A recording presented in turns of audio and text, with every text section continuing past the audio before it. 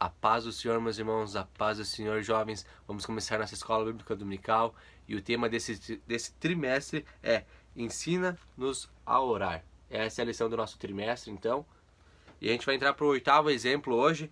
E o oitavo exemplo é sobre Abacuque. E o tema é assim, ó. Abacuque, a intercessão de um homem cheio de esperança. O texto do dia: ouvi o Senhor a tua palavra e temi. Aviva, ó Senhor, a tua obra no meio dos anos. No meio dos anos a notifica, na ira, lembra-te da tua misericórdia. Abacuque, capítulo 3, versículo de número 2. A síntese: a intercessão é uma prática preciosa aos filhos de Deus. Aprendemos com Abacuque o valor do ato de interceder pelos justos e como ele descobriu o valor da fé e o segredo da esperança. O texto bíblico se encontra em Abacuque, capítulo 3, versículo de número 4 ao versículo de número 6. E no versículo de número 15 ao versículo de número 19. Vamos para a nossa introdução. A introdução diz assim: nesta lição, juntos aprenderemos acerca da resposta dada por Deus e quais as circunstâncias que fazem parte desse triste momento da história de Judá. Que possamos nos fortalecer e com convicção anunciar a todos que ainda é tempo de arrependimento e conversão dos maus caminhos. Aqui nessa introdução quer dizer que ainda é tempo de arrependimento, nunca é tarde para você se arrepender dos seus pecados. Deus está esperando você de braços abertos, esperando você se redimir, pedir perdão. Então só depende de você. Se você pedir perdão, Ele vai te perdoar. Mas claro que você não venha voltar depois frequentar os mesmos pecados, mas vá até a casa do Pai e peça perdão, porque Ele vai te dar a tua vitória, amém? Vamos para o primeiro tópico, onde fala a iniquidade de Judá. O primeiro subtópico fala sobre o caos e o sofrimento. Eu vou ler algumas partezinhas, a gente vai debatendo, entrando nos vários assuntos, beleza? Primeiramente diz assim, ó: em Judá imperava um panorama de injustiça e perversidades e abominações. Já não via mais um interesse legítimo para o arrependimento e o retorno ao Senhor. Imagina como que estava a situação de Judá naquele tempo. Estavam tão afundados no pecado, estavam tão atolados no pecado que eles não conseguiam dar a volta para cima, eles nem sentiam mais o desejo de se arrepender. E nisso estava lá Abacuque, e Abacuque intercedeu pelo povo. Ele era como Jeremias, que foi as lições anteriores, que ele se comovia com o pecado do povo, ele não conseguia ficar lá. Ele zelava pelo povo, ele queria que o povo saísse do pecado e vivesse uma vida de constância, uma vida de intimidade com Deus. E Abacuque começou a orar, a interceder pelo povo, pois ele não se conformava com aquele povo.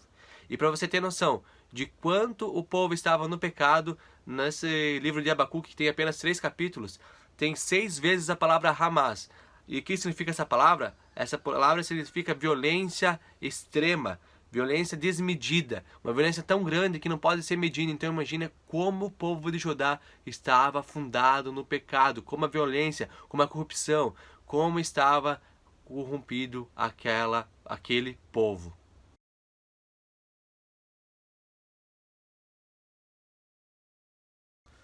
Vamos agora então para o subtópico 2, vivendo em tempos de iniquidade.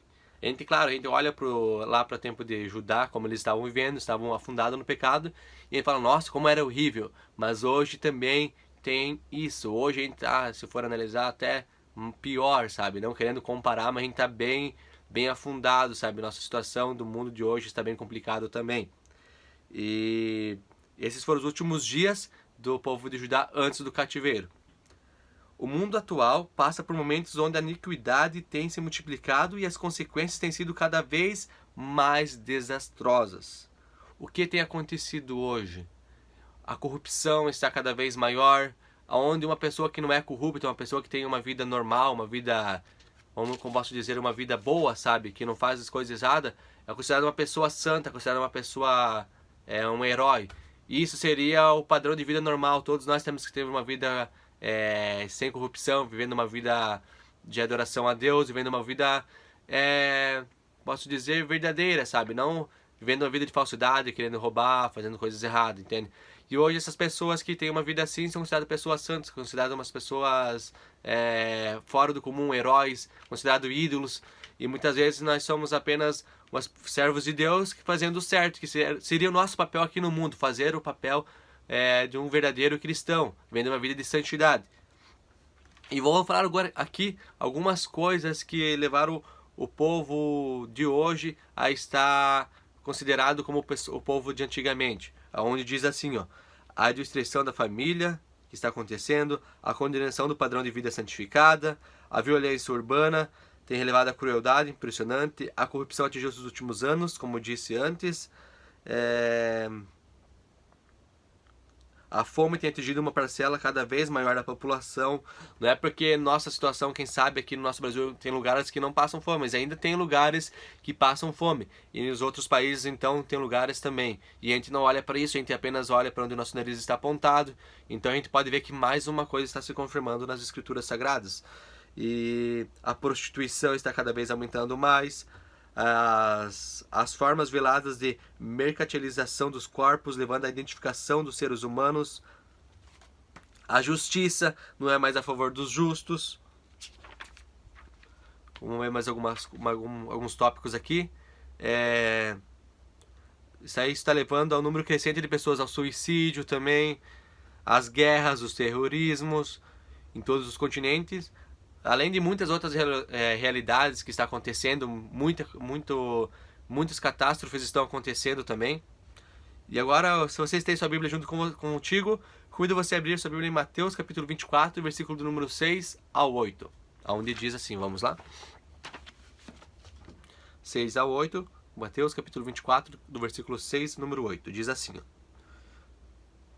Não tenham medo quando virem o barulho das batalhas ou das notícias de guerras. Tudo isso vai acontecer, mas ainda não será o fim. Uma nação vai guerrear contra a outra e um país atacará o outro. Em vários lugares haverá falta de alimentos e tremores de terra. E essas coisas serão como as primeiras dores de parto. Tudo isso está já na Bíblia Sagrada para confirmar sobre a vinda dele. Então tudo que eu falei antes aqui se confirma no livro de Mateus capítulo 24, versículo do número 6 ao versículo do número 8. Beleza?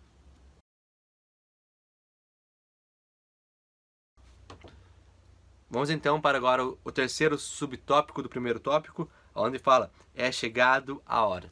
Por anos, não só Abacuque, mas outras pessoas foram anunciando, dizendo que era a hora de se arrepender, de viver uma vida de constância com Deus, de deixar o pecado de lado. Mas eles não foram dando bola e foram continuando no pecado e se afundando cada vez mais. E é um nítido exemplo encontramos na vida de Jeremias, como foi falado antes, que gastou sua vida chamando o povo para se arrepender, anunciando, profetizando, mas mesmo assim o povo não foi dando bola. E podemos ver também aqui que Abacuque, além de questionar Deus em prol dos justos, ele estava clamando pelos justos, porque ele não queria que os justos passavam também por aquela situação que os ímpios iam passar.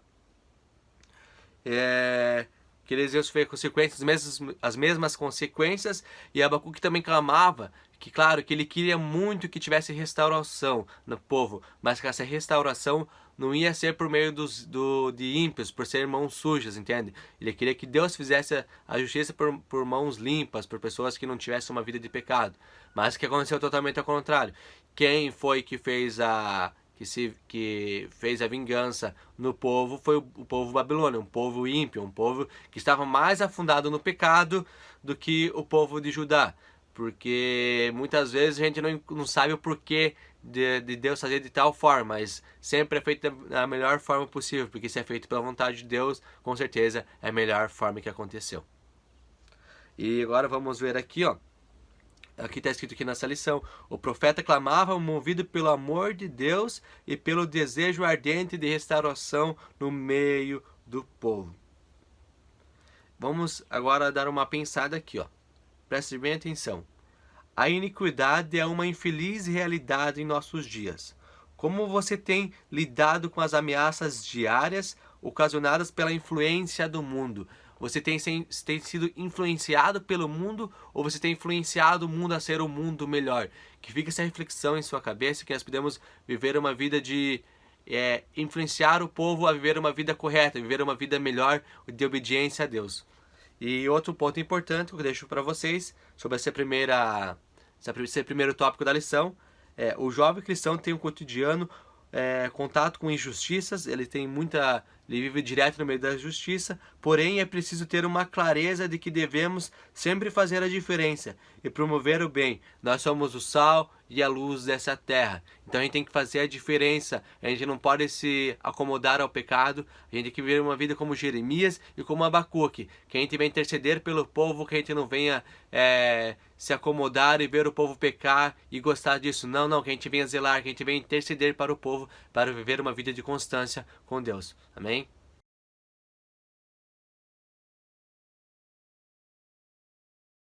Vamos entrar então para o primeiro subtópico do tópico 2, que fala sobre a bênção e a maldição. Moisés, ao final do Pentateuco, é usado por Deus para proferir ao povo 3 discursos impressionantes. E um deles a gente vai comentar agora. O Pentateuco são os 5 primeiros livros da Bíblia, beleza? Aqueles 5 primeiros livros são os Pentateucos, então. Aqui a gente vai falar sobre um ensinamento que Moisés trouxe, que foi sobre a bênção quando virdes aos mandamentos do Senhor, vosso Deus, que hoje vós mando. Porém a maldição, se não ouvirdes os mandamentos do Senhor. Então aqui explica que é só você obedecer aos mandamentos, viver uma vida correta, que você vai ter bênçãos. Mas se você não viver uma vida de santidade, viver uma vida de corrupção ao mundo, é claro que você vai ter uma vida de maldição. Essas palavras de Moisés demonstravam ao povo o quanto as suas formas de lidar com os desafios diários seriam determinantes enquanto ao futuro. Então não adianta a gente reclamar do nosso futuro, porque quem escolhe o nosso futuro somos nós em nossas escolhas. E para deixar aqui, leia Gálatas 6, versículo 7, número 8 e número 9. Dando uma resumidinha, ele fala: aquilo que semearmos, também colheremos. Que fique bem claro, então, que as nossas escolhas demonstrarão como serão o nosso futuro. Vamos agora começar, então, o segundo subtópico, que é o sofrimento dos justos. O profeta questionava o porquê que os justos também teriam que sofrer junto com os ímpios. Mas no mesmo instante ele compreendia o destino impiedoso que se desenhava, porque foram as suas escolhas, as escolhas do povo, que mostrariam aonde ele levaria eles. Então ele já meio que ele compreendia isso.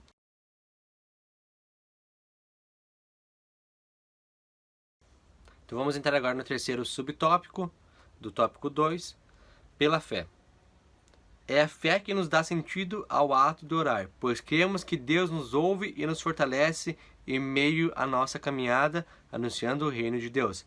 Pela fé, vencemos os mais diversos desafios e nos enchemos de ousadia em meio aos caos, pois sabemos que o Pai conosco está. Então é por meio da fé que a gente pode garantir a nossa vitória, pois temos que orar com fé, pedindo, clamando, que no momento certo Deus vai corresponder.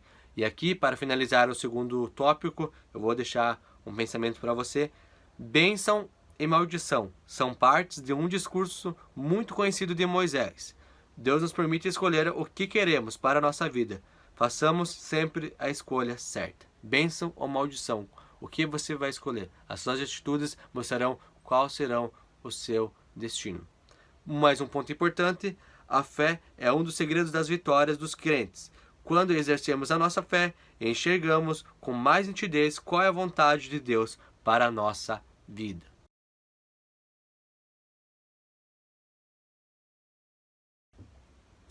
Então vamos entrar agora no terceiro tópico, a oração de Abacuque. Primeiro subtópico, o homem que questionou Deus. Em toda a Bíblia Sagrada é raríssimo encontrarmos personagens que receberam de Deus a autorização para questioná-lo abertamente. Então, outra pessoa que a gente pode dizer, Moisés também teve essa autorização por Deus por questioná-lo ele. Então podemos ter em nossa mente Moisés e Abacuque que questionaram a Deus abertamente, porque Deus deu liberdade para eles fazer isso. Outro caso muito conhecido se refere a Abacuque, como a gente falou. No início do capítulo 1, o profeta se entristece mediante a injustiça que impera no meio do seu povo e pergunta por que Deus não intervém e até quando o Senhor clamarei eu e tu não me escutarás, gritarei violência e não me salvarás. Abacuque capítulo 1, versículo número 2 diz isso. Já mais adiante, o questionamento é mais cirúrgico, abordando a aparente passividade divina, enquanto o ímpio destrói e humilha aquele que é justo. Ele está ali pensando que Deus estava muito passivo em meio de tanta destruição pelos ímpios. Mas como pode o Senhor soberano permitir que um homem o questione de forma tão direta? A resposta é simples e animadora. O questionamento de Abacuque, assim como o de Moisés, foi originado em uma relação de profunda intimidade com Deus e protagonizado por alguém que buscava servir o Senhor com a inteireza de coração, permitindo ser guiado em tudo pela direção divina. Então, eles podiam, como posso dizer, eles interrogavam e eles estavam dialogando com Deus, porque eles tinham uma vida de intimidade. Então, se a gente tiver uma vida de intimidade, a gente pode conversar cada vez mais com Deus. E como a gente vai ter essa intimidade? Orando, jejuando e buscando mais a Deus. E que a gente possa, então, buscar mais intimidade com o Pai, para a gente conseguir falar mais e mais com Ele. Então, vamos começar agora, então, o segundo subtópico. Quando alguém deixa ter tanta intimidade assim com Deus como Abacuque teve, o questionamento faz parte da intercessão, porque ele é uma pessoa justa. E nesse sentido, o questionamento não é movido pela simples discordância, mas sim por uma série de sentimentos e virtudes que conhecemos bem, que seriam séculos depois explicado pelo apóstolo Paulo. E essas virtudes seriam amor, gozo, paz, longanimidade, benignidade, bondade, fé, mansidão, temperança, que nós podemos almejarmos isso com intensidades e vivermos essas virtudes que integram o fruto do Espírito. Leia Gálatas capítulo 5, versículo número 22. A intercessão é um ato de mediar em favor de alguém, que nós podemos orar para nossos irmãos, que eles possam crescer espiritualmente junto conosco, para juntos buscarmos o reino de Deus. Amém? Agora vamos então ler o último subtópico, um coração cheio de esperança.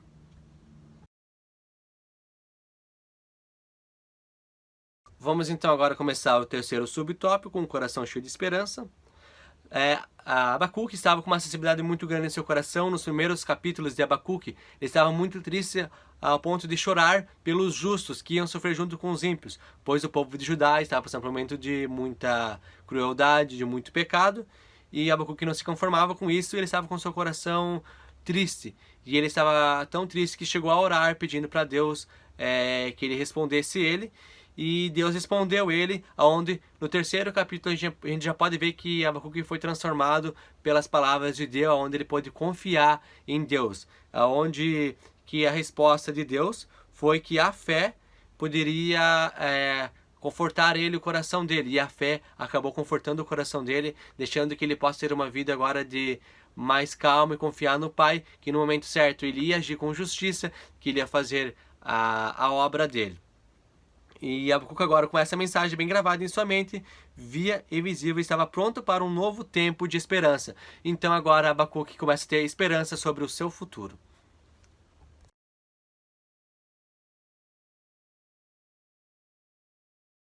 Para nós concluirmos a nossa lição, vou trazer algumas coisas para ficar em sua mente para você analisar e pensar um pouco agora.